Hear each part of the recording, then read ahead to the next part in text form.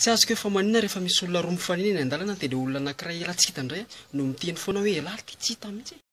Tsy hita mihitsy velesina. Fieritreretako an'ireny ohatran'ny hoe misy olona miditra hopitaly foana marary foana ny amin'ny hopitaly dia izy ilay vangina indray no miteny an'ilay mamangy hoe ary elaly ty miditra hopitaly foana. Dia ahoana ilay efa nanao ahoana ilay ty alaza? Ary elaly ty miditra hopitaly foana.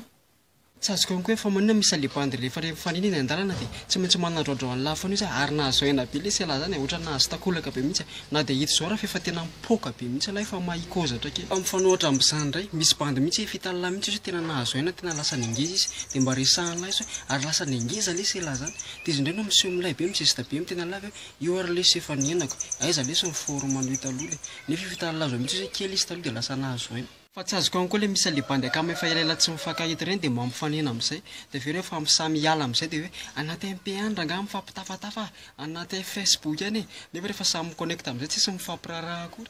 Dia ho anao ihany koa raha ohatra hoe ianao te hianatra anglais dia midira fotsiny eto amin'ity page ity efa misy ilay napetraka ao ambony eo dia ao amin'ny première comme dia cliquenao fotsiny lele dia tonga ao amin'ny page-ny zareo anao dia abonné amin'ny page-ny zareo dia azadino koa mipartage ny vidéo dia abonné hatrany amin'ny page maka sitraka.